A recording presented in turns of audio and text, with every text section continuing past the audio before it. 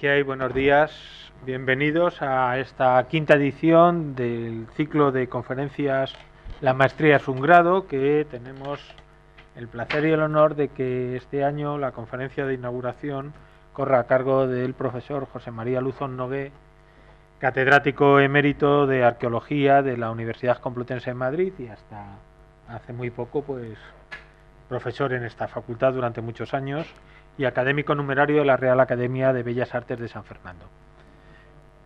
Nos va a hablar de un tema absolutamente sugerente, con un título muy poético y que a lo mejor a algunos estudiantes o cuando han visto el programa, algunos de ustedes, pues no saben muy bien de qué va a hablar José María Luzón. Así que yo no lo voy a desvelar porque creo que lo mejor es la sorpresa. Pero agradecerles a todos ustedes, ya digo, que se hayan matriculado. Los alumnos que quieran el crédito y se han matriculado ya saben que al final de la conferencia tienen que pasar por aquí por la mesa para firmar con el fin de que hagamos la supervisión de asistencia. Y bueno, pues sin más dilaciones vamos a empezar esta quinta edición, que como en todas las ediciones anteriores tenemos que agradecer a todos y cada uno de los participantes y conferenciantes que hayan aceptado asistir y participar en este ciclo de conferencias gratuitamente, como consecuencia del abuso, el uso y abuso que hace la universidad pública y esta facultad de las relaciones de confianza con las personas que son reconocidos especialistas en cada uno de sus campos y que, sabiendo de la situación económica y presupuestaria de la universidad, pues amablemente deciden asistir y dedicarnos una parte de su valioso tiempo para estar con nosotros y transmitirnos su saber. Han visto que, como todos los años, pues esta quinta edición pues trata de combinar una presencia variada que responda, por una parte, a los múltiples intereses presentes en las diversas titulaciones de esta Facultad de Geografía e Historia, y también con algunos reconocidos profesionales de otros ámbitos, porque el objetivo de el ciclo de conferencias La Maestría es un grado, desde sus orígenes, era intentar ofrecer a los estudiantes de la Facultad de Geografía e Historia la posibilidad de conocer las voces autorizadas de reconocidos especialistas en sus campos de especialización directamente vinculados con nuestras titulaciones, pero también con otros campos que creemos que son imprescindibles para aquellos universitarios que reciben una formación humanista, pero que tienen que estar abiertos a la comprensión de los retos, los dilemas, los problemas y los proyectos de la sociedad del siglo XXI. Y un humanista o un historiador del arte, un arqueólogo, un musicólogo o un geógrafo no puede, por ejemplo, seguir siendo un completo desconocido de la cultura científica, y por eso siempre tratamos de traer a algún científico que nos hablen de algunos de los problemas más candentes a los que se enfrenta la humanidad, desde el cambio climático o al desarrollo de la genética. Y por tanto consideramos que ese acercamiento a la cultura científica es imprescindible en una sociedad tan tecnológica y tan científica, tan atravesada por los aparatos, las herramientas y los instrumentos, que este es uno de los objetivos, en este caso, de este ciclo de conferencias. Así que, sin más dilación, como otros años, lo primero, agradecer al vicedecano de Estudiantes y Extensión Cultural, al profesor Guzmán Gómez Bravo, que ha sido el responsable este año de la organización del ciclo de conferencias, que no puede estar hoy con nosotros porque a esta misma hora tiene clase, y ceder la palabra a la profesora Fabiola Salcedo, que va a hacer una glosa breve de la figura, la trayectoria y la personalidad del profesor José María Luzón, que no necesita mucha glosa en esta facultad porque en última instancia ha sido uno de los referentes, y sigue siendo uno de los referentes, del profesorado de la facultad y de la Universidad Complutense, que ha hecho de nuestra facultad, además, que sea la facultad mejor posicionada en los rankings internacionales de todas las titulaciones que se imparten en España. Y en ese sentido, eso es posible por lo que ha estado antes y en el futuro.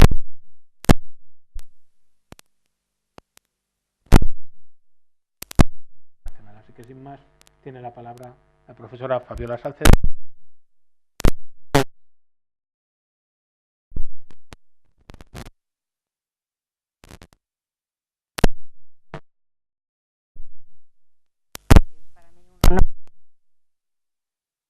María Luzón en la inauguración de este ciclo de La maestría es un grado, ¿no?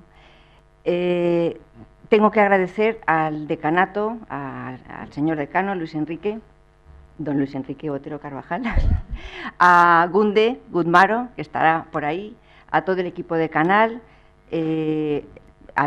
posibilitar que el profesor Luzón pueda estar hoy aquí de una manera tan generosa, también hay que decirlo, por las condiciones que todos sabemos.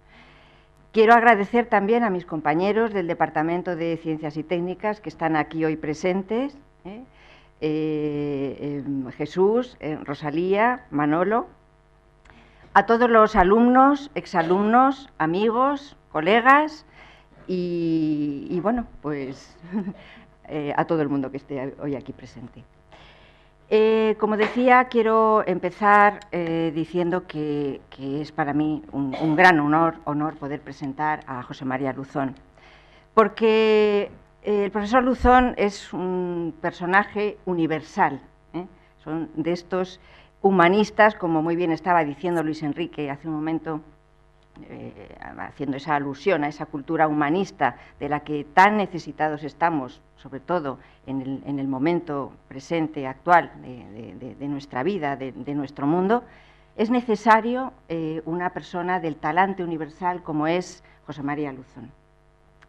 José María Luzón ha desempeñado múltiples facetas en todos los ámbitos de la arqueología española y también europea, por supuesto, especialmente la italiana, aunque también la alemana. También ha pasado largas temporadas en Alemania formándose, y en Italia, pues como casi todos los que ustedes sabrán, casi todos los que están aquí, desarrolla un proyecto de investigación interesantísimo en Pompeya desde el año 2007, que luego me referiré un poco más especialmente. Él, bueno, sin intención de que se ruborice y, por supuesto, utilizando una frase o unas palabras más o menos coloquiales, es una de esas vacas sagradas o pesos pesados de la arqueología. Él ha desempeñado diferentes cargos en la gestión también de la arqueología española, en la arqueología de España como Estado. Ha sido director general de Bellas Artes, ha sido director del Museo Arqueológico Nacional en los años 90, ha sido director del Museo del Prado y, como digo, ha sido uno de esos referentes en la arqueología científica en el mundo español. Él, naturalmente, aparte de esas tareas de gestión, por supuesto, ha desempeñado unas tareas docentes e investigadoras también en diferentes universidades de la geografía española. Él empezó en la Universidad de Sevilla, pero luego también estuvo dando clases durante varios años, ¿no?, en la Universidad de Santiago de Compostela, en la Universidad de La Laguna, en Cádiz, y finalmente llegó aquí en 1990 a esta facultad y a esta universidad, donde ha desempeñado el cargo de catedrático durante esos 20 años, con esos pequeños paréntesis a los que me refería en los que fue director del Prado, director del Arqueológico, etc. Y es en este punto en el que quiero quizá incidir especialmente, puesto que estamos en esta casa nuestra, que es la Facultad de Geografía e Historia, ¿no? Su aportación a esta universidad ha sido enorme en muchos aspectos y querría empezar por resaltar uno de ellos. El primero es que desde que él llegó aquí en 1990, posibilitó el aumento de la plantilla de profesores de arqueología clásica en el Departamento de Ciencias y Técnicas. De 2 o 3 que había en un principio cuando él llegó, en el año 2010-2011 ya se había duplicado. Y eso ha posibilitado que después se hayan incorporado nuevos profesores a este departamento nuestro. Pero ese paso, esa aportación, ha sido, y hay que reconocérselo a todas luces y desde luego desde todos los puntos de vista, al profesor Luzón. Esa ha sido una aportación muy importante. La otra aportación muy importante que quiero resaltar es que su labor en el máster de Arqueología Clásica durante estos 4 o 5 años atrás ha sido clave para iniciar a muchos de los alumnos del máster en el conocimiento de la arqueología fuera de España, y me refiero concretamente a Italia. Él inició un proyecto de investigación en el año 2007, proyecto que continúa hoy en día. Lo que pasa es que bueno, ahora mismo se regenta desde la Academia de Bellas Artes de San Fernando, donde, como ya hemos comentado, es académico delegado del museo. Él inició ese proyecto de investigación en el año 2007 y muchos, bueno, por no decir la mayoría de todos los alumnos del máster que han ido cursando esta titulación desde el año 2010 han pasado por Pompeya, excavando en la casa de la Diana Arcaizante y luego, por supuesto, disfrutando de la maestría que tiene José María Luzón en su conocimiento de toda la arqueología y la historiografía del área campana. Con él pues, han descubierto y redescubierto Pompeya en muchos de sus aspectos, también Herculano y Oplontis, en fin.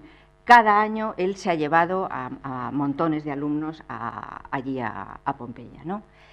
Y eso evidentemente ha sido uno de los puntales fundamentales de este máster de arqueología clásica, ¿no? Era como un poco la joya de la corona, ha sido el proyecto de Pompeya, ¿no?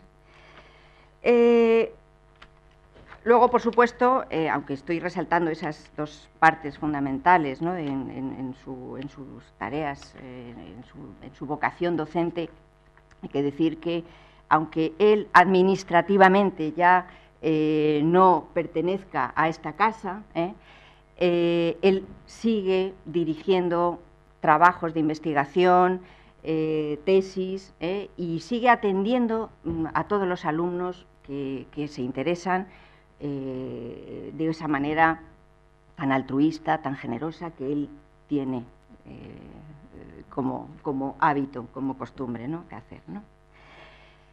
Podría hablar también de muchas facetas de su investigación, aparte de esta última que estoy mencionando. Por supuesto, él, de todos es conocido, sus años de excavación en Itálica, en Sevilla la Vieja.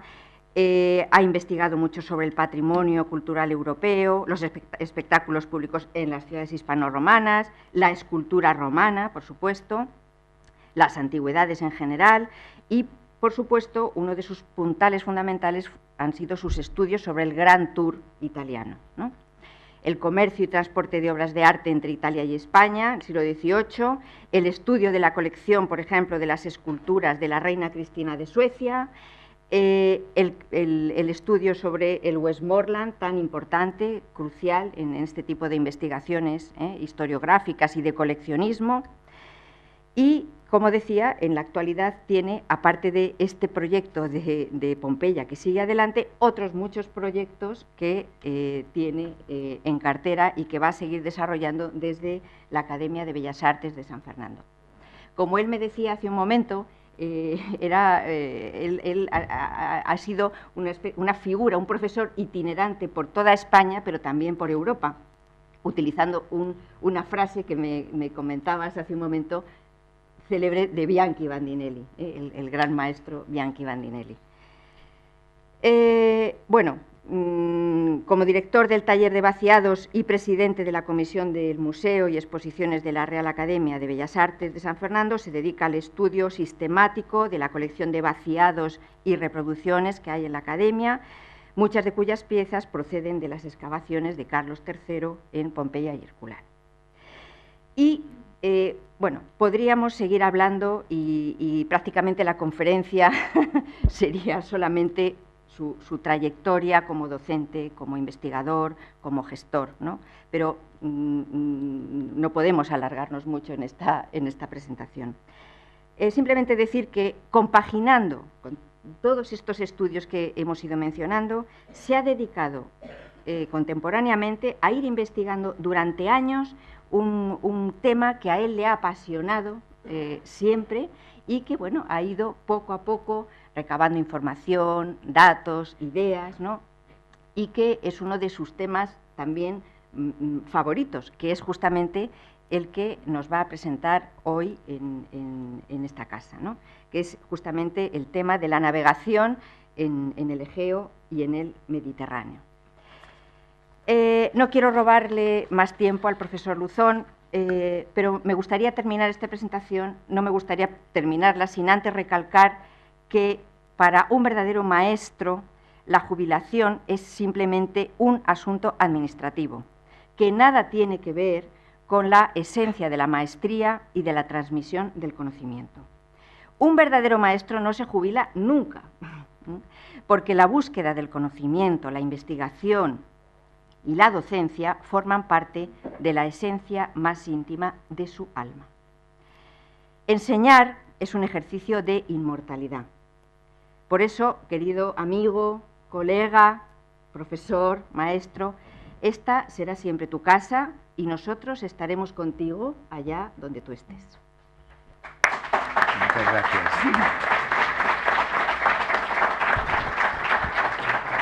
Vale. Muchas gracias, señor decano, muchas gracias, Fabiola. No sabía que había hecho tantas cosas. No. Bueno, yo conozco este ciclo de conferencias que se empezó en la facultad hace unos años, porque yo mismo he estado sentado ahí, yo he asistido y yo he visto cómo algunos maestros han contado su trayectoria. Por eso, aunque veo compañeros del departamento a quienes poco tengo que enseñar, o veo compañeros de otros departamentos de la facultad, yo sí quiero subrayar que lo que voy a contar hoy, lo que voy a decir hoy, responde a una pregunta que me puede hacer la gente más joven. La gente que viene aquí a aprender, la gente que viene a seguir una trayectoria, porque la gente joven no tiene todavía definido el camino.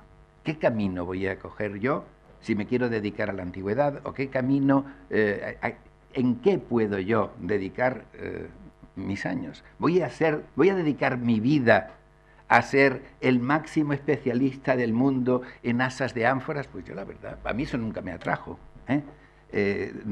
Vamos a ver primero, y eso se lo digo yo a quienes me vienen a preguntar cómo orientar su formación, que me lo preguntan hijos de amigos o me lo preguntan gente que está empezando en la facultad. Y ese es el motivo por el cual explicar una trayectoria y ver, pues yo he hecho esto, yo lo he hecho así, a mí este tema me ha interesado y todavía me sigue interesando. ¿Os gusta? Pues si os gusta, este puede ser un camino para vosotros. Yo el tema que voy a tratar hoy daría lugar a docenas de tesis doctorales. A docenas. Tanto es así que algunas personas me proponen montar un equipo europeo de esos que hay ahora mismo, de la Unión Europea, como el que tiene Remesal, como tienen otros, montar un equipo multidisciplinar y tratar este tema que voy a presentar, incluyendo un meteorólogo, un especialista en mitos, una persona que sea un marino, perdón, un geógrafo. Están levantando, te meto. Profesor Carpio, ya quiero formar parte del equipo. Es decir, hacer un estudio lo más pluridisciplinar posible para replantear el tema, porque yo lo que voy a enseñar ahora, ha habido momentos en que me ha llegado incluso a asustar. Yo decía, pero yo en solitario, ¿cómo me puedo meter en este mundo? Es que hay temas que no abordo, que no conozco. Es más, lo que me está saliendo, yo le decía al principio, compañero le decía, es que es como abrir la puerta de los tesoros de Alí Baba. Es que me estoy encontrando cosas que yo no me esperaba encontrar. Pero ¿todavía eso es posible? Sí, es posible. Todavía es posible entrar en la investigación y decir, como yo puedo decir y voy a intentar decir, 200, 300 años de investigación sobre esto, hay que tirarlos a la basura y empezar de nuevo. ¿Y cómo se llega a eso? Voy a intentarlo. Yo, y lo ha dicho la profesora Fabiola Salcedo, me siento todas las semanas, todos los lunes, con un colectivo muy diverso. Es la Academia de Bellas Artes, donde hay ingenieros, arquitectos, artistas, pintores, escultores, historiadores del arte. Es muy diverso. Es muy interesante porque todas las personas que hay allí tienen una trayectoria larga, fecunda, y yo les hago una pregunta que es con lo que yo me enriquezco. Yo les pregunto, ¿ahora qué estás haciendo? La respuesta a ahora qué estás haciendo a una de esas personas se puede convertir en una hora de conversación. Y para mí interesantísimo. El haber tenido la oportunidad de sentarme a hacerle esa pregunta a Berlanga, el director de cine, y contarme, ¿cómo ves esto? ¿Cómo está el cine ahora? Manuel Gutiérrez Aragón, que se ha sentado aquí en esta tribuna también. Oye, ¿y qué está pasando con el cine español ahora? Es decir, que a mí me interesan muchas cosas muy diversas. Tanto me interesan los temas que pueden cruzarse con la antigüedad y con la arqueología, que soy consciente, por ejemplo, de que yo no me podría meter a estudiar la geometría de la antigüedad porque yo no tengo la formación de geómetra, no tengo la formación necesaria para poder leer textos en ese terreno o para poder comprender cosas. Cuando yo estaba en Santiago, hice un amago, un intento que luego no cuajó, que me iba a poner a estudiar medicina. Tuve 5 años en la Universidad de Santiago, me iba a poner a estudiar medicina. Me decía un alumno, con el que yo me llevaba muy bien, un chico joven, me decía, es que así sabremos si los huesos son de caballo o de caballero. Decía, este sabe por dónde meterse. Bueno, pues hice eso en Cádiz, estuve 5 años también en Cádiz, donde tenía al lado la Escuela Superior de la Marina Civil, que es una facultad. Y lo que no ha comentado, porque quizá no lo sabe la profesora Salcedo, es que cuando yo me vine a Madrid a dirigir el Museo Arqueológico Nacional, yo estaba matriculado y era alumno de esa escuela. Yo estaba estudiando náutica. Y eso no me ha abandonado nunca. A mí me ha pasado con el mar y con los estudios de náutica y con todo eso, me ha pasado lo que contaba García Villido, antecesor en la cátedra que ocupé aquí, que hizo su tesis sobre Churriguera y el barroco, y dice, y Churriguera no me ha abandonado en la vida, a pesar de que yo luego me he dedicado al mundo romano. El tema del que voy a hablar hoy es un tema en el que yo llevo 30 años escritos solamente un par de artículos, en parte por miedo, en parte porque tengo que pisar muy firme lo que quiero decir, y sin embargo, aquí hay todo un mundo. Hay todo un mundo, y yo siempre he dicho, y me he despedido de los alumnos cuando me he despedido de la facultad y de la docencia de la facultad, cuando tenga tiempo, cuando deje la docencia, a lo que me voy a dedicar va a ser a esto. Y de hecho me estoy dedicando a esto, y estoy montando un pequeño grupo con esto. Caminos del viento. Yo he querido ver cómo se navega en el Mediterráneo y cómo se mueven los pueblos en el Mediterráneo.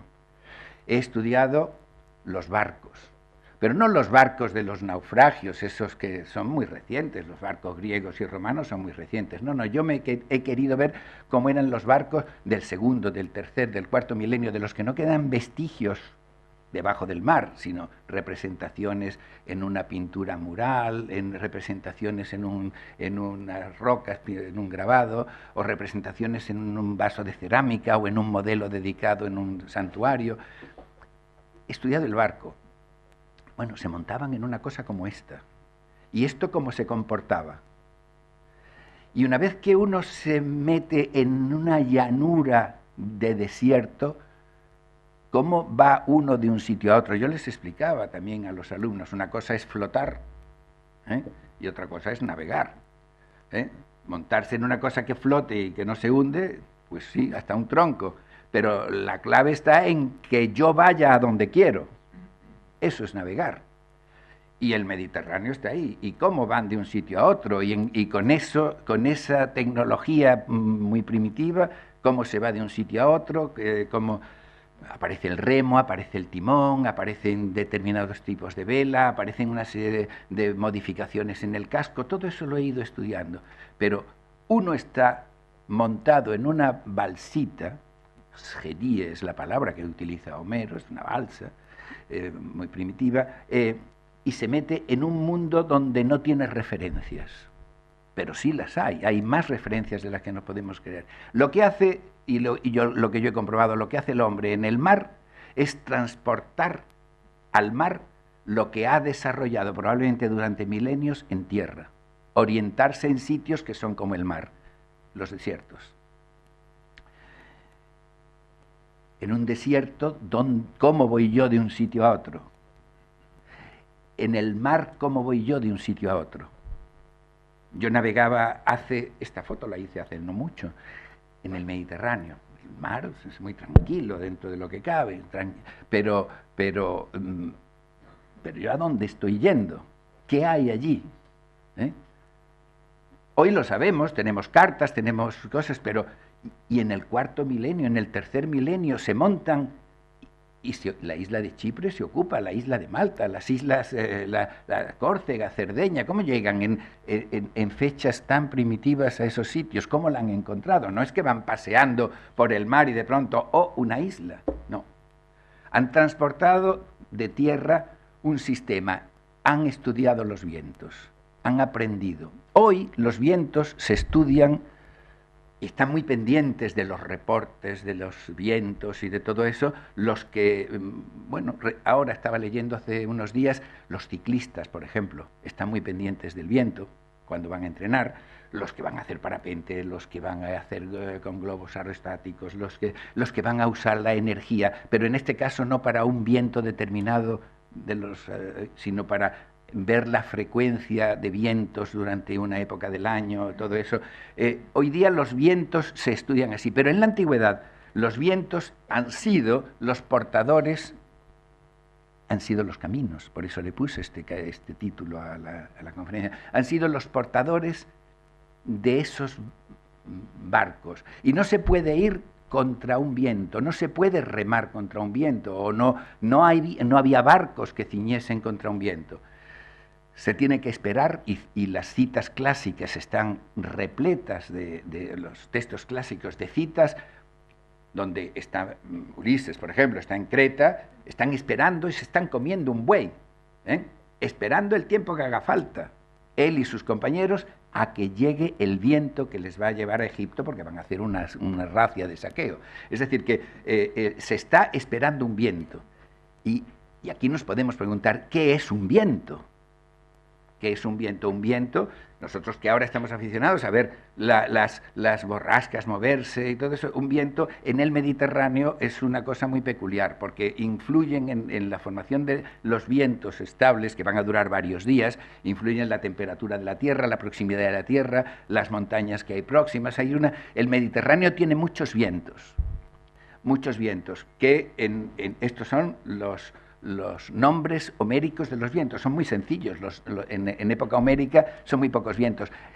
Aquí voy a emplear una expresión de uno que yo le dirigí la tesis doctoral sobre una cosa de navegación y tal, luego fue profesor de Historia de la Navegación en la escuela donde yo luego estaba matriculado, Luis Coín. Y él, que había dado la vuelta al mundo así como 8 o 9 veces, me decía, el Mediterráneo, a vela, dice, yo con 10 o 12 vientos voy a donde quiero.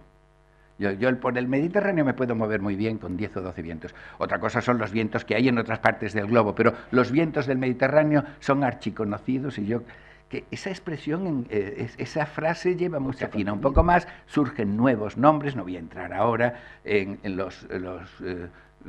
y ni puedo entrar en detalles de qué vientos son los que... pero hay zonas del Mediterráneo donde esos vientos tienen nombres locales. Y el piloto que se va a montar, el navegante que va a navegar por esa zona o que va a salir o llegar de uno de estos puertos, está esperando uno de esos vientos. Tienes que esperar un equivalente a un Mistral si estás en Creta y quieres ir a Chipre, a Egipto, o tienes que esperar un viento norte, el Bóreas, para ir de norte a sur. Hay un bora que le llaman en el Adriático, que seguro que se usó muchísimo en la antigüedad. La cosa es esperar ese viento. ¿En qué lo reconozco yo? Lo reconozco en la temperatura. Si viene de Centro Europa suelen venir fríos, si viene del sur y vienen de África, pues vienen cálidos y con polvo. ¿Cuántas veces nos llega aquí a nosotros un viento, un día de calor en verano y nos deja el polvo, el coche lleno de polvo? Aquí, que está aparcado, y nos llega el polvo del Sáhara. Es decir, que los vientos esos son, que no es la brisa, estoy hablando de los vientos que hay en el Mediterráneo. Esto es una nomenclatura italiana en una rosa de... Vamos, no, esto no es una rosa de vientos. Y esto es un mapa, también sacado de una carta italiana, con los nombres locales de los vientos. Es decir, en los sitios hay vientos locales. Aquí el Siroco lleva de aquí a aquí, el Mistral lleva de aquí a allá y tal. Aquí están esos vientos, pero localizados en diferentes lugares del Mediterráneo. Los nombres que nosotros conocemos, el Euro, el Ábrego.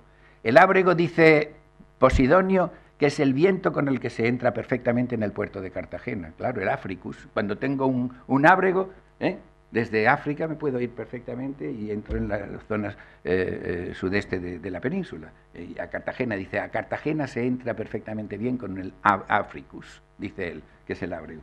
Bueno, estas citas en las fuentes clásicas son continuas. Voy a pasar de largo. Y de la misma manera que un ciclista está pendiente de los vientos y que uno que va a navegar en globo o que va a hacer parapente o tal, está y mira las cartas y ahora lo vemos hasta en el móvil, en el smartphone, vemos las predicciones que hay páginas específicas para esto. Pues en el mundo clásico los vientos conocidos están más en el patrimonio colectivo de sabiduría de un pueblo como Atenas, que es navegante, son navegantes. Bueno, las islas griegas todos son navegantes. Había un dicho en Rodas que decía un hombre un barco. Cada hombre tiene un barco, cada persona tiene un barco. Todos tienen que estar pendientes de esta información, de lo que son los vientos. Y aquí tenemos la Torre de los Vientos en Atenas, que bueno, pues es el monumento típico a quienes tanto debo. El Noto, por ejemplo, que trae lluvia, y aquí lo tenemos representado con una jarra que está tirando agua. Estos vientos con sus nombres y estas rosetas y tal, se colocan a veces en época romana. Aquí tenemos, esta es la del Vaticano. Estos son es una especie de columna, con los vientos. Esto se puede orientar y ponerle encima un reloj. Esto es para poner como base y con un gnomo para ponerle un reloj, pero van los vientos ahí nombrados y esto llevaría su orientación con los nombres griegos y latinos, ¿no? El septentrio, mira, el Aparquías o el Bóreas también. Septentrio, el nombre romano, porque son las 7 estrellas, septentrio, las 7 estrellas, septentrión viene ahí. En Túnez estuve yo en el foro, en una ciudad, no me acuerdo cuál era, si en Tamuda o cuál, y me encontré en el foro, dibujada en el suelo, hice esta fotografía, y tienen los nombres de los vientos puestos en el foro, todos los nombres ahí colocados. Circius, Africus, este es el ábrego, están perfectamente colocados entonces la gente que está en el foro, cuando sopla el viento, se va allí y le puede poner nombre al viento que están, porque los tienen allí, tienen la chuleta en el suelo, pero ellos son también navegantes. Nosotros esto lo hemos tecnificado. Y nosotros los vientos los medimos con la fuerza, o sea, con la dirección, con la fuerza y con otra serie de elementos. Un marinero está pendiente de esto, que es la escala de Beaufort. Un marinero, yo no estoy hablando a lo mejor el marinero que va a llevar un gran petrolero, que se le mete motor y se ve en línea recta donde sea. No, estoy hablando del el que tiene que ir en un barco velero. Y tiene que tomar sus precauciones. Por cierto, hace como 2 meses o así, un amigo mío con el que yo también he navegado, se iba solo, volviendo de Azores, venía para acá, y venía al puerto de Cádiz, y naufragó. Tardó el barco en hundirse como unas 6-7 horas, me dijo, y tal, y dio tiempo que vinieran a rescatarlo otros dos veleros que le acercaron cuando pidió socorro. Pero encontrarse en medio del mar, solo y con el barco hundiéndose, debe ser una sensación absolutamente angustiosa. Bueno, hay que estar pendiente del mar, del oleaje, del viento, de todo. La velocidad del viento va a determinar muchas cosas. Y nosotros tenemos nombres a la velocidad. Calma, ventolina, flojito, flojo, bonacible, fresquito, fresco. Estos son nombres de y cómo pues cuando empieza en la primera hay una ventolina y hay un 3, una fuerza 3 y tal, empiezan lo que llaman los borreguitos, ¿no? Y empieza el mar, las olitas de cresta. Entonces el otro día me llamaba, porque yo esto se lo he transmitido también a mis hijas, y una hija mía que es muy navegante, ella ha llevado durante bastante tiempo el Club de Vela y Navegación de la Universidad de Londres, me dijo que estaban haciendo una regata y me dice, estamos con borreguitos, vamos a ver cómo nos sale la cosa y tal. Son expresiones de los vientos y las velocidades, en nudos normalmente y tal. Pero esto lo han vivido los que han ido en barcos no como los de hoy. Vamos a ver ahora, otras cosas. Los vientos, cuando está pasando una borrasca, van, hoy los reportes que se dan, y lo he sacado, bueno, esto está sacado hace 3 o 4 días, porque lo hice para meterlo aquí, pero esto es una borrasca que mira la que han armado ahí en el Egeo. La altura de olas y la fuerza de viento determinada en los colores. Los colores están ahí abajo. Solo y en el Adriático hay menos tranquilidad. Y esto unos días antes. Bueno, estos son los vientos del Mediterráneo, vientos locales. El piloto que va a ir de un sitio a otro tiene que conocer qué vientos le van a llevar a un determinado sitio. Y estos son vientos de un puerto. Esta es la estadística anual de un puerto. Y aquí tenemos los vientos que tiene ese puerto y estadísticamente.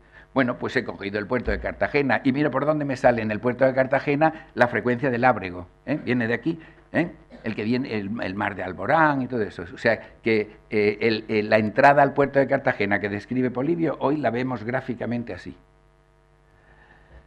Esto es una carta de vientos también, que tenemos los vientos también, mira, del 3 del 10, está sacado hace nada, los vientos que ha habido en la zona de Córcega y Cerdeña, pues en que el que quiera pasar el estrecho de Bonifacio sabe que va a ir por lo menos contra viento. ¿Contra viento y marea? Pues ya veremos. Y otro sitio donde hay un viento local es aquí, en Gibraltar. Yo he estado en Gibraltar esperando a poder pasar el estrecho, pues 2 o 3 días, sin poder atrevernos a pasar, por la que había en contra. ¿Qué hay en el estrecho en Gibraltar? Pues hay un viento de levante que lo conocen los marineros, pero también, ya de una manera más extensa, lo conocen los que van a la playa de Conil y a las playas de Tarifa y esos sitios, que van a la playa y como haya levante, pues no se pueden bañar, vamos. Pero es que el marinero no puede salir con un levante. No puede pasar al Mediterráneo con un día que haya levante. Y cuando hay poniente, pues igual se mete en el Mediterráneo como un cohete. Como eso dicen los gaditanos, que Cádiz está entre 2 mares, ¿no? La mare que parió al poniente y la mare que parió al levante. Pues, pero son los vientos locales, ¿no? Los vientos locales. Conocidos y que dan lugar a muchas situaciones muy... Eso es lo que explica unos vientos a veces constantes en el estrecho, porque está encajonado entre montañas, eso es lo que explica la concentración de gente que va a aprovecharse del viento allí. Van por esto, porque ahí hay un viento constante. En el túnel que forma el estrecho hay un viento donde se puede explotar.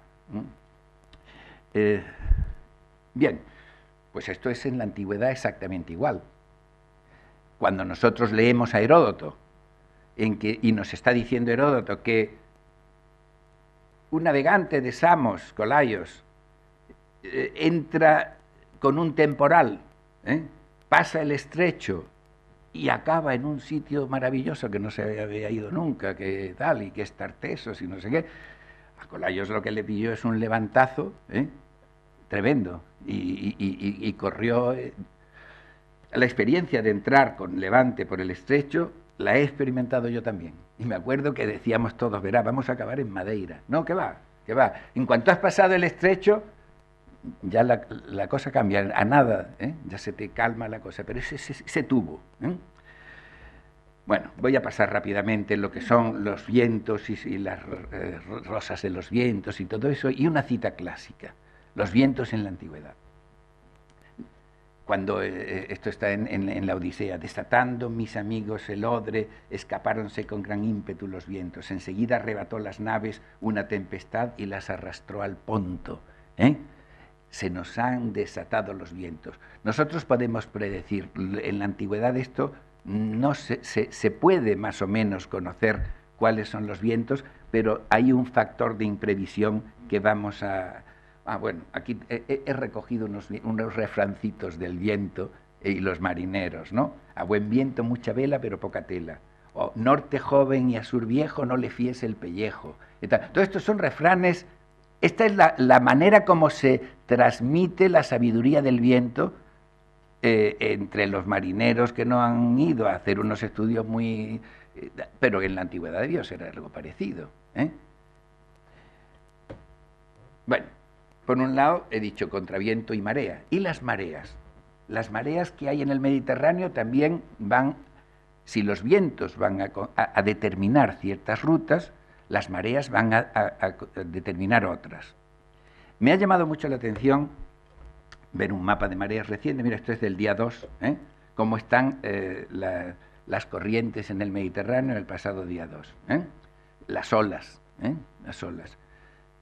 Aquí tenemos la dirección de olas, el 2 del 10 en el Egeo. Esto, pues del Ática a las Cícladas, ahí tenemos la manera de ir esperando el viento, la frase tan repetida de los textos clásicos, esperar el viento adecuado, aquí lo tenemos, en cuanto me llegue este viento, en un par de días me puedo ir. Pero las corrientes son constantes, y esto me ha interesado mucho también. Esto que estamos viendo es la fotografía de las corrientes del Mediterráneo tomadas en 9 meses por la NASA. No lo puedo poner en animación, pero se puede recoger. Entra uno en la página y se pueden recoger cómo son estas corrientes. El agua, el chorro que entra por el Gibraltar, la parte blanca es la más superficial, que es la que va a afectar a los barcos muy elementales, ¿no? Y luego se generan unas corrientes que, por ejemplo, las conocen muy bien los atunes. Las almadrabas están colocadas en función de que los atunes se meten en estas corrientes. Esto está hecho en 9 meses.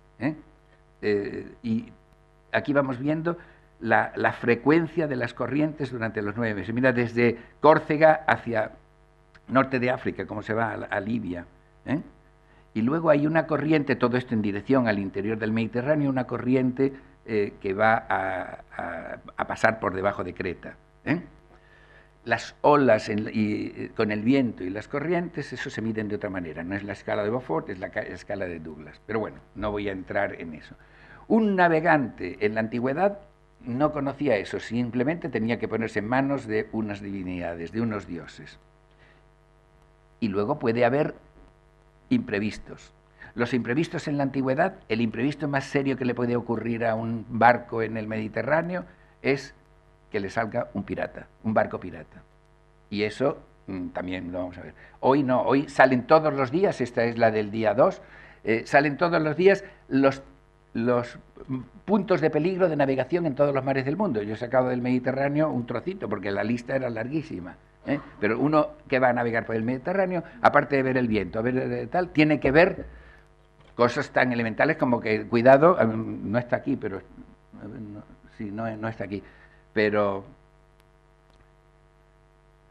mira, actividades piráticas en el Golfo de Adén, Somalia, no sé qué, están ahí anunciadas, pero más abajo vienen de la costa de Turquía, que había unas maniobras estos días, entonces están anunciadas las maniobras de tal zona a tal zona, 1000 cosas, o un barco que está hundido cerca de la costa, etcétera, etcétera. Todo esto son los imprevistos con los que tiene que tener en cuenta el navegante. Bueno, y ahora yo me voy a echar al mar, me voy a tirar en esa llanura del mar y voy a poner unos hitos, unas cosas, y donde encuentre tierra, donde encuentre un cabo, donde encuentre algo, yo voy a poner una marca. Yo tengo que balizar el mar, y eso se hace desde bueno, yo diría que desde el Neolítico. Dice Estrabón, lo de la colocación de las columnas, dice la objeción de que las islitas o las montañas no se parecen en nada a las columnas, y hay que entender como columnas verdaderas las que se han dicho de los términos de la tierra habitada y de los viajes de Heracle. Parece no estar desprovista de razón. Él dice, se colocaron columnas, claro que sí, se colocan marcas. Las marcas pueden ser un edificio, un santuario, una columna, que es, si no, el Cabo Sunion, donde cuando van a girar ya ven el puerto del Pireo y ya ven la Acrópolis y tal. El Cabo Sunion es una de esas marcas. Entonces, hay marcas que son simplemente una columna, como los pedroes que ponían los portugueses en la costa de África, o ya sitios mucho más navegados se convierten en lugares de referencia como este. Eso, que existe desde la antigüedad, existe todavía hoy. Hoy día, quizá el que no está muy metido en el mar no lo sabe, pero los faros, cada uno tiene una arquitectura, se reconocen desde lejos y uno tiene una chuleta con todos los faros para saber qué faro es este. Y si es de noche, yo voy a saber qué faro es por la frecuencia de los destellos. Dos largos, uno corto, otro largo. Miro que, pues este es el faro. Y de noche veo una luz y sé qué faro es. Es decir, que los lugares se marcan desde la antigüedad y se marcan todavía hoy. Faros por toda la costa del Egeo, faros por todos los sitios, y digo todavía hoy, estoy hablando del que va a ir con un velero y que va a ir navegando, llevarán su GPS, pero esto es fundamental, y tener el libro de faros actualizadísimo, estar conectado con todos los faros que puede haber en el Mediterráneo. Aquí tenemos un ejemplo, he puesto una página del libro de faros. Los faros a veces son puntos de referencia, pero son puntos de encuentro. Hay sitios por los que necesariamente hay que pasar. De la misma manera que en un río un vado es un sitio por el que hay que pasar, en el mar los puntos de referencia van a ser sitios por los que la navegación se va a aproximar. Esta fotografía la hice pasando por el Cabo de Gata, un día en que estaba aquello así, de bote en bote. Navegar por allí era arriesgado, porque digo, a ver, es que se acercan mucho unos pedazos y nosotros en un barquito de 12 metros. Entonces, los puntos de confluencia quedan que pensar. Aquí es donde la piratería está al acecho. Esto es como el cazadero en un bebedero de animales, ¿no? Se van al sitio donde van. Pues estos son los sitios frágiles para la piratería, los puntos de referencia en la costa por los que necesariamente las rutas. Hay sitios donde uno se puede apartar más, menos, pero aquí es un lugar propicio para ello. Bueno, marcas en la costa hay de muchos tipos. Esto es Finisterre en Galicia y estos serían las columnas de Gibraltar, ¿no? Fue, en efecto, dice Estrabón, costumbre antigua levantar hitos terminales de este tipo, tal como pequeña columna en forma de torrecilla alzada por los Regino y en el estrecho de Mesina se refiere. Añadamos que Alejandro, para señalar el término de su expedición a la India, levantó altares terminales en los mismos lugares hasta donde alzó en su ruta hacia el oriente de los Indoi, imitando así lo que hicieron Heracles y Dioniso. Esta era, por tanto, una costumbre. Es decir, es conocido que hay que poner unas marcas, unas señales. Pero además de eso, aparte de que yo en lo alto de un promontorio ponga una cosa que voy a reconocer, para poder navegar por el Mediterráneo en barcos que van a tener muy pocos días de agua, de alimentos, de tal, la autonomía de los barcos es muy pequeña, hay que echar mano de otra cosa que es fundamental, las cuevas. Las cuevas donde se va a tener almacenado material que me puede hacer falta. Esto lo traen del desierto, en el desierto es exactamente igual. Los que van a atravesar el desierto tienen sitios donde guardan cosas. Y me contaba a mí uno que estuvo por el desierto de Sinaí haciendo excavaciones y eso, y me decía, es que nos encontramos un bereber y iba él a pie, iba de un sitio a otro, pero como tenía cosas que no le toca a nadie. Vamos, que lo usan unos y otros, pero no lo toca a nadie. Y se puede así atravesar el desierto porque se tienen provisiones o cosas, no lo sé cómo funciona esto. Sí lo vamos a ver en el caso de las cuevas del Mediterráneo. Las cuevas del Mediterráneo fueron salvadoras de navegantes. Salvadoras de navegantes hasta el punto de que todas, cuando hacemos nosotros excavaciones arqueológicas y lo hacemos de una manera muy fría, lo que nos encontramos es restos de esbotos, de dedicaciones, de barquitos. Ahí ha habido culto a divinidades protectoras de la navegación. La Gorham Cave, que es esta de la derecha, en Gibraltar, es una cueva donde hay muchísimo material fenicio, muchísimos esbotos y cosas anteriores. Esto, me contaba un marino, hacía historia de la Marina, me lo contaba en el archivo del Museo Naval, el archivo de Cartagena, el archivo naval. Me decía que hasta hace no mucho tiempo, las ordenanzas españolas, estaba incluido que al pasar delante de una cueva había que disparar salvas, aunque se estuviese en tiempo de guerra y hubiese que economizar munición. O sea que las cuevas han sido y se han mantenido durante milenios como lugares de salvación del marinero. Aquí tenemos un ejemplo de una de esas cuevas. Cuenta Estrabón que había una cueva en la que se dedicaba el culto de Atenea, y que en la cueva estaban dedicados los escudos y los prótomos de los barcos que se habían capturado, no, que habían llegado allí los primeros. Esto debe ser cerca de Málaga, la cueva de Atenea que cuenta Estrabón. ¿Y cómo es la cueva? Lo vemos aquí en el Góritos de Filipo de Macedonia. Aquí está el asalto a una ciudad, a un sitio, donde en el último pico de arriba se ven dos imágenes de culto y detrás escudos y armas. Eso es lo que se dedica en la cueva a la diosa. Le dedicamos las armas que hemos capturado a los enemigos o a los piratas o a lo que quiera que sea. Aquí se ve muy bien los escudos, la expresión aspides kai acrostolia, los escudos y los acrostolia de los barcos, que son los mascarones de proa de los barcos. La figura está sobre la arena y se ve el punteado de la arena, están refugiándose ya como último recurso en el santuario. Es un poco como el asalto a Troya y ya se agarran a la imagen de Atenea y cogen a Astianas y lo estrellan contra la pared. Pues esto es lo que se ha mantenido. Aquí tenemos una cueva salvadora. Una cueva salvadora y todavía hay un barco dedicado de plata, un marinero lo ha dedicado, y una imagen que ahora es una imagen de culto cristiano, pero esta cueva que ha salvado a mucha gente está en una isla que se la tropiezan viniendo del norte de África, es lo primero que se tropiezan, es la isla de Lampedusa. Y en esta isla, de Lampedusa hay muchas otras, mira aquí vemos otras cuevas, en esta isla hay una descripción de un marinero español del siglo XVI, que luego mostraré. En las cuevas estas se pintan barcos, se pintan... esta es la cueva de la Laja Alta. Voy a leer un poco este párrafo de la vida de Alonso de Contreras, de la isla de Lampedusa. Salí del puerto de Malta con mi fragata bien armada camino de Berbería, y a medio camino hay una isla que llaman Lampedosa, donde cogimos a Caradalí, aquel corsario. Tiene un puerto capaz para 6 galeras, bueno, voy a...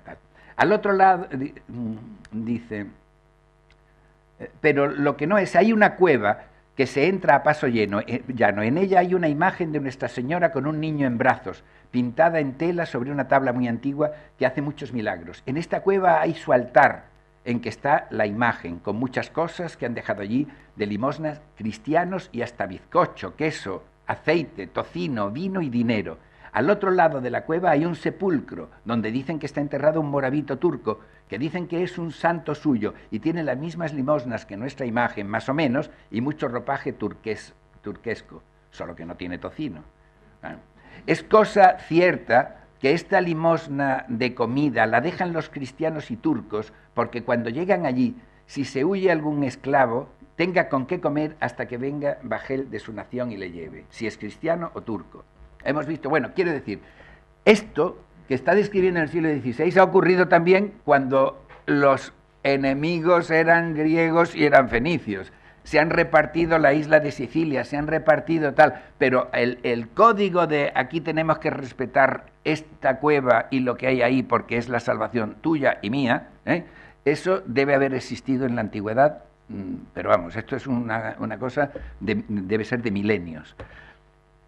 Aquí vemos las cuevas de Lampedusa y visto el mar, vistas las olas, visto el viento, visto el tal, pues y ahora el barco y la navegación. Yo navegar es meterme en esa llanura y ir de un sitio a otro. Y aquí es donde yo me he metido en un buen lío. Es Atenea, la diosa que les ayuda a construir el barco. Una cita de Apolonio de Rodas en las Argonáuticas. Fue la diosa misma quien preparó la nave rápida y bajo sus instrucciones la construyó Argos, hijo de Ares, Thor. Atenea, que enseña a hacer el barco, enseña a navegar. Y aquí tenemos nosotros una iconografía antigua de Atenea, que es cuando Atenea tiene alas. Hay una Atenea, un artículo que se llama de Carlo Anti, Atenea Marina e Alata. Atenea, volando delante del barco, enseña el rumbo al navegante. No es ya me tiro al mar, sino voy a donde quiero ir, controlando viento, mareas, olas, todo eso. Atenea me va a guiar. Por eso a Atenea le dedico yo lo que capturo y en la cueva y le puedo llevar exvotos. Y es justo en estos exvotos donde yo empecé a encontrar barcos dedicados. Los barcos que no existen debajo del mar porque son muy antiguos, me encuentro, mira por dónde, que en los santuarios sí se dedican barcos del segundo milenio, del tercer milenio, y puedo ver cómo eran. Atenea enseña a navegar, pero hay otro dios que controla el mar y que hay que también estar a buenas con él. Y esa es la pugna, Atenea-Poseidón. Yo voy a sacrificar a Poseidón porque a Dios rogando y con el mazo dando. Entonces, antes de salir, tengo que por una parte llevar muy bien bendecido mi barco, por otro lado, muy bien contento a Poseidón para que esté calmado y que no me pase esto. Que es lo que le pasa a Ulises, y este es el famoso vaso de Múnich, donde está contado el naufragio de Ulises. Bien, Atenea también va a ser la que llevará la Atenea alada será la que llevará el cadáver de los marineros muertos, los llevará a tierra. ¿Y por qué alada? Este vaso geométrico nunca se ha explicado como lo voy a explicar yo aquí ahora mismo. Ese pájaro que hay posado en la proa no es un adorno. ¿Qué va a ser un adorno? Es el pájaro, Atenea o quien sea, que está guiando al barco. Fijaros, he mencionado dos dioses que van a ayudar al navegante. La diosa que le va a ayudar a marcar el rumbo, el dios que hay que tranquilizar para que el mar esté calmado. Pero hay otro sacrificio que se hace antes de partir, porque yo antes de partir me voy a ir a un oráculo, y el oráculo me va a decir, yo voy a hacer mi previsión del tiempo, yo voy a mirar, voy a ver el tiempo que va a hacer, y me voy a Apolo. Apolo es el dios oracular. A ver, ¿me va a hacer buen tiempo o no buen tiempo? Si me hace buen tiempo, te has portado bien conmigo, si no, no. Es Apolo otro dios, el dios del azar, y de la imprevisión y de la previsión del futuro, el que guía el barco. Mira, aquí tenemos la explicación de ese vaso geométrico. La llegada a Cumas, guiados por el pájaro de Apolo. Los atenienses fundaron colonias en Calcis y en Eretria, en Eubea, y los lacedemonios la colonia de Magnesia en Asia. Poco tiempo después, los calcídicos, que como he dicho eran de origen ático, fundaron Cumas en Italia, conducidos por Hipocles y Megástenes. De acuerdo con algunas versiones, el viaje de esta flota fue conducido por una paloma que fue volando delante de ella. Y el lugar donde van, el santuario de Apolo, en lo alto de la colina donde estuvo además Eneas, lo cuenta Virgilio en la Eneida, y donde, como es Apolo el que les ha enseñado a ocupar ese territorio de Italia, allí luego va a tener fama el oráculo, no solo de Apolo en lo alto del monte, sino en la cueva que hay abajo, que es la Sibila de Cumas.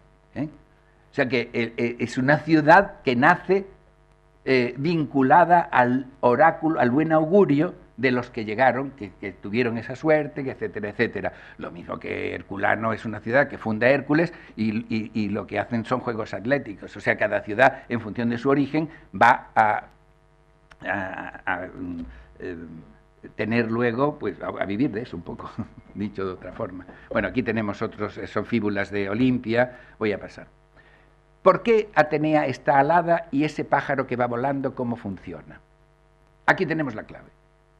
Aquí tenemos la clave y vemos un barco, una asgedie de estas, el barco abierto, con un mástil y eso se llama cofa, eso que hay en lo alto del mástil se llama cofa, en castellano, es que es una palabra de origen árabe. Los ingleses tienen otra palabra que está más clara. Es el oxnet, es el nido de cuervo.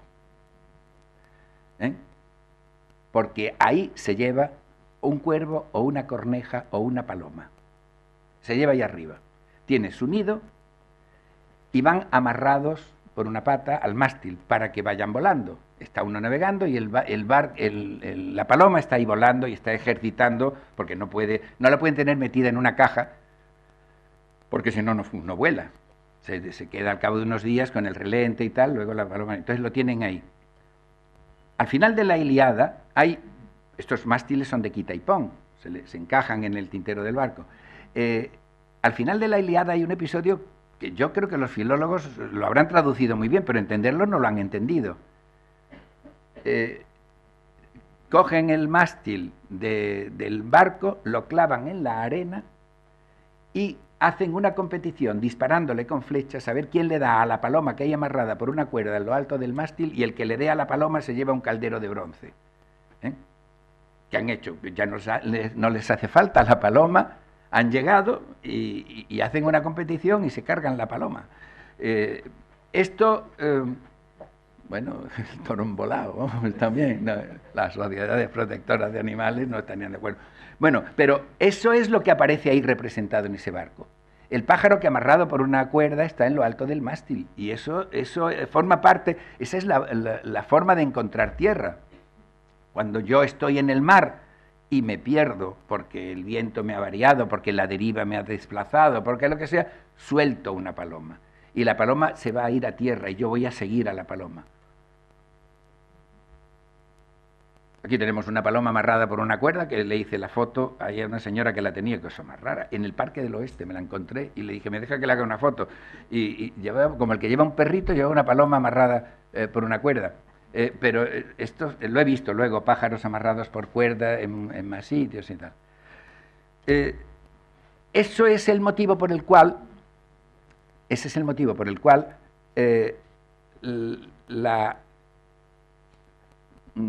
la diosa Atenea en un principio es Atenea Corone, es Atenea Corneja.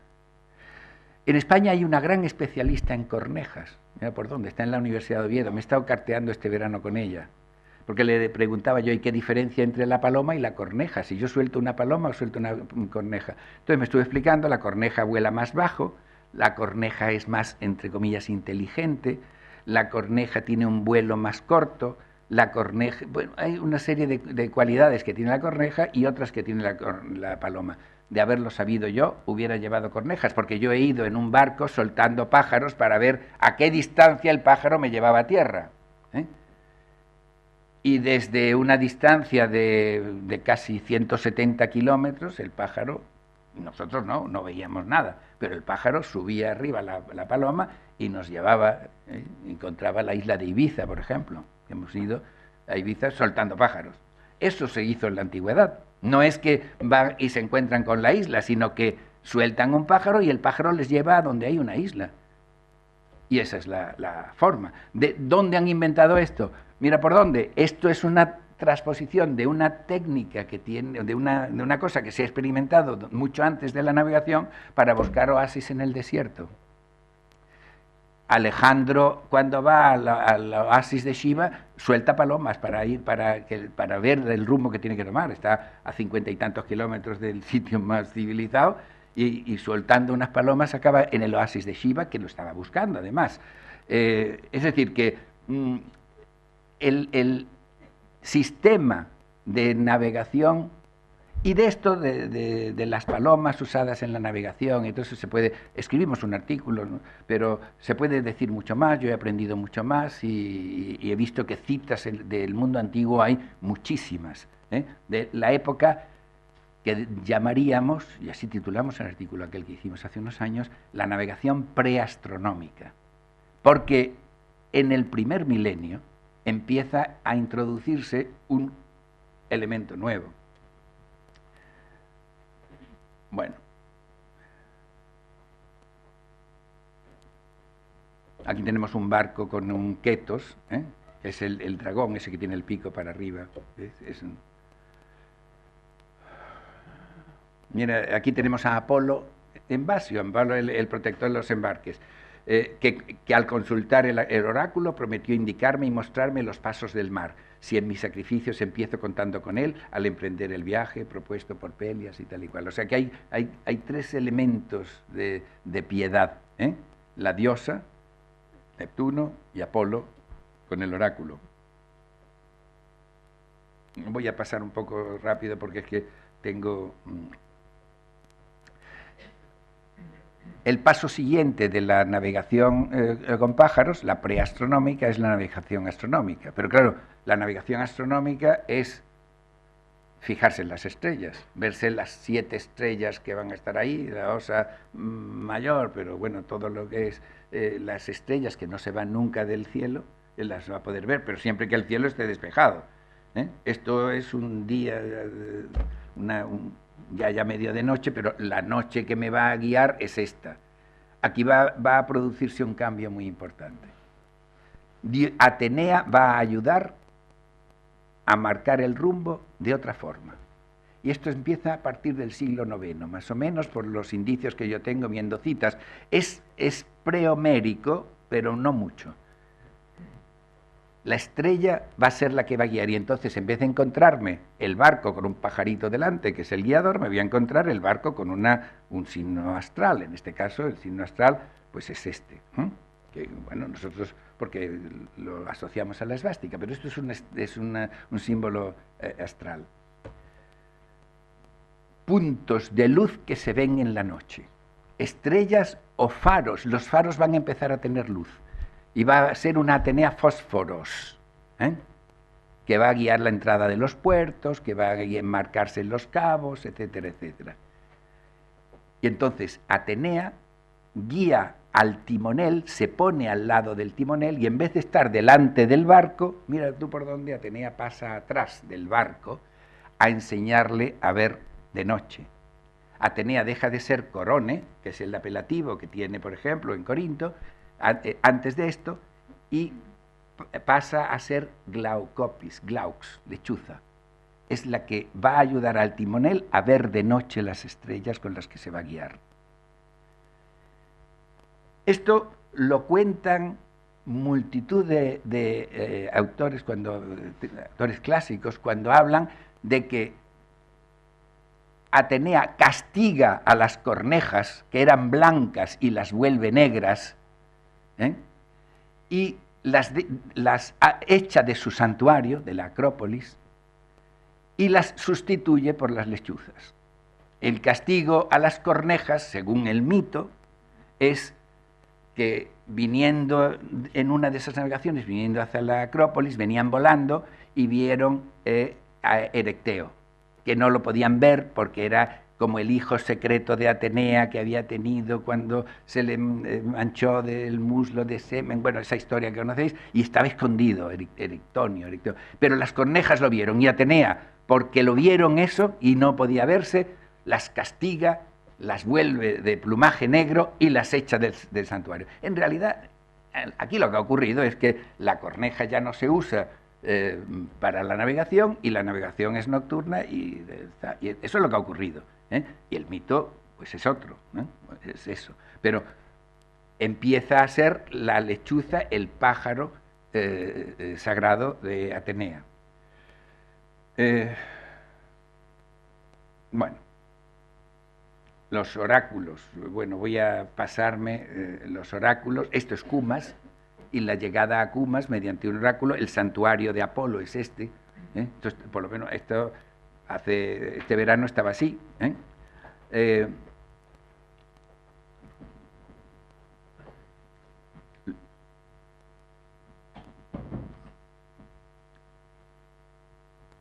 Bueno, los dioses a los que se le dedican cosas. Esta Atenea tiene en la mano un aflastón, un elemento del barco, en las cuevas.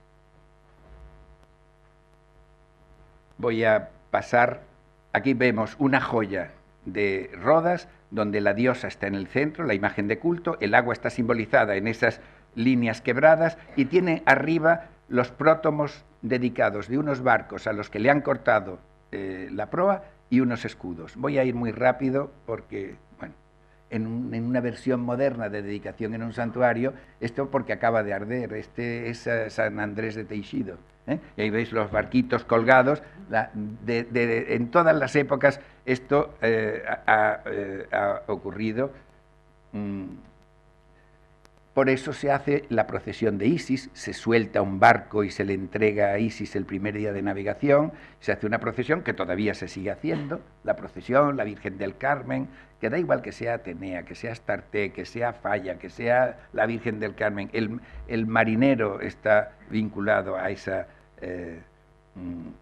a la diosa. Bueno, y un elemento que no he mencionado, y ya es que tengo que ir acelerando, es el de la piratería, ¿no? Un barco que va cargado de animales, que va cargado de gente, que va tal con su proa, pues está intentando entrar en algún sitio, y los van a acribillar por todos lados. Nosotros tenemos un modelo muy válido de lo que ha ocurrido en la antigüedad en el Mediterráneo con lo que está ocurriendo ahora. El Mediterráneo está dando lugar a gente que en navegaciones de fortuna se tira al mar a la desesperada. Esto es en Senegal, esto es de Albania, están yendo a Italia. Son navegaciones de fortuna que se están haciendo, y que son... Nosotros hoy tenemos una política más o menos, dicen que humanitaria, pero en la antigüedad, ¿no? Un barco de estos era absolutamente hundido, atacado, no quieren invasores. Esto es lo que hacen en Egipto cuando está representado en el relieve de Medinet Abú. Yo aquí veo lo que llaman los pueblos del mar, pero bueno, no voy a entrar mucho en eso. Estos barcos, cuando se están moviendo, tienen un elemento de identidad que he mencionado, que es el aflastón. Y aquí vemos barcos con ese elemento. Y aquí es donde entro en el embrollo en el que yo me he metido. Cuando yo empecé a estudiar todo esto, encontré que había barcos en las cuevas o en los sitios y tal que tenían elementos de identidad.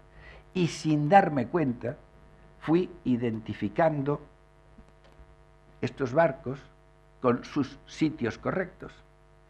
Me encontré que tenía hecho el mapa de barcos del Egeo simplemente viendo las excavaciones que se habían hecho en Turquía, en las islas, etcétera, etcétera. El Hipos en Troya, el Ketos en Ténedos, también el Hipos en Beocia, en Corinto, el león en Samos, que luego va a ser símbolo de las monedas. el ciervo en la costa de Asia Menor. Fijaros qué cosa más curiosa. Dice Claudio Eliano, leyendo y hablando de animales raros, dice, es que hay unos animales, hay unos ciervos que tienen la cabeza de bronce. Dice, y se unen una vez al año en la playa, se juntan en la playa y esperan a que el viento sea favorable. Y cuando el viento les es favorable, se van a Chipre a pastar. ¿Qué están contándonos ahí? El Ketos es un dragón.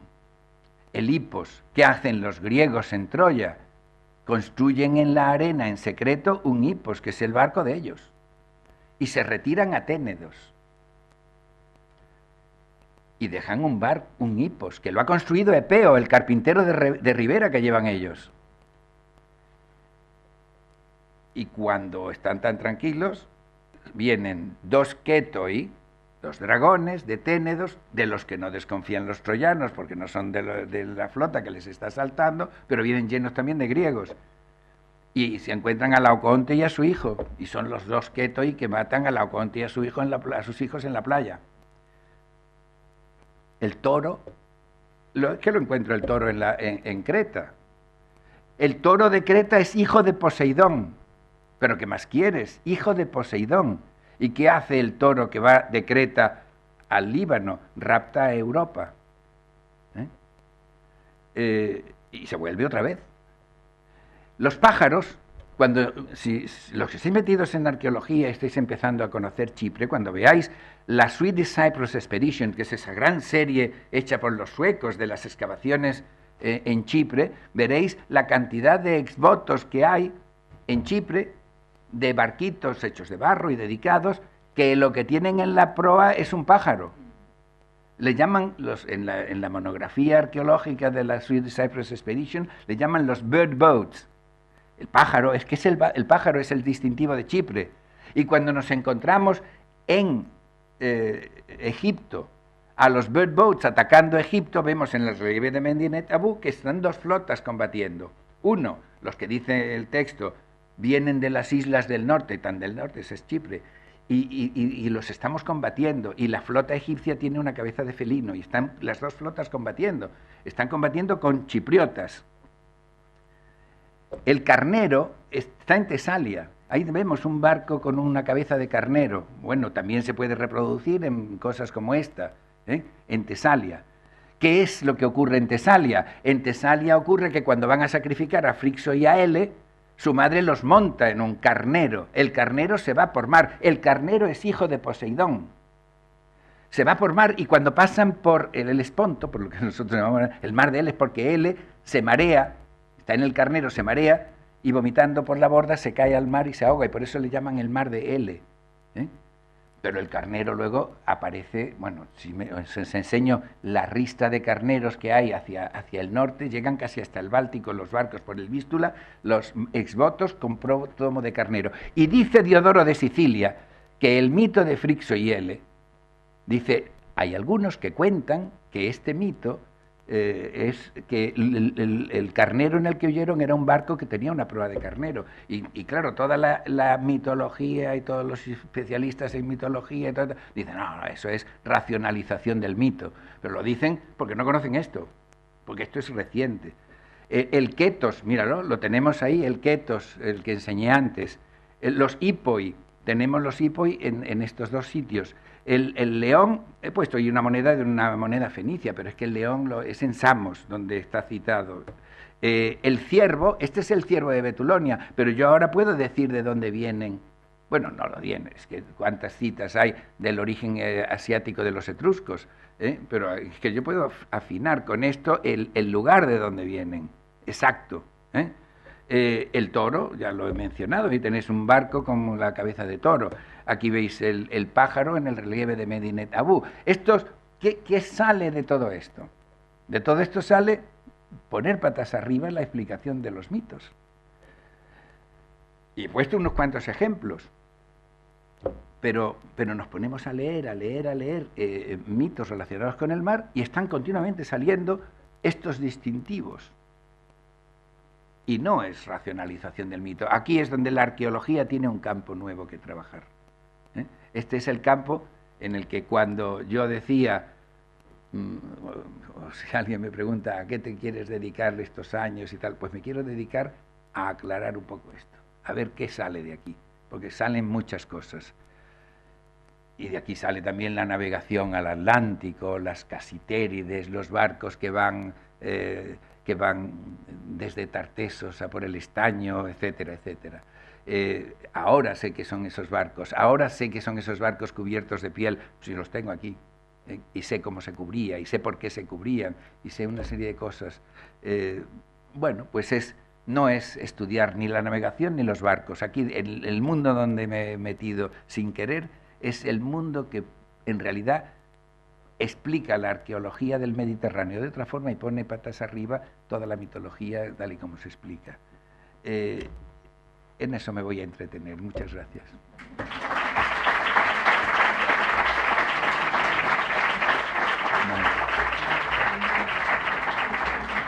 ¿Tienes un rato de coloquio? ¿Un rato de preguntas? Ah, sí, ¿queréis hacer preguntas? Sí, encantado. Bueno, pues lo primero, muchísimas gracias, José María. Creo que ha demostrado con esta conferencia no solo que es un maestro, sino que es un maestro joven porque tiene mucho recorrido por delante y muchas ideas por delante. Así que muchas gracias y ahora tenéis la oportunidad de preguntarle.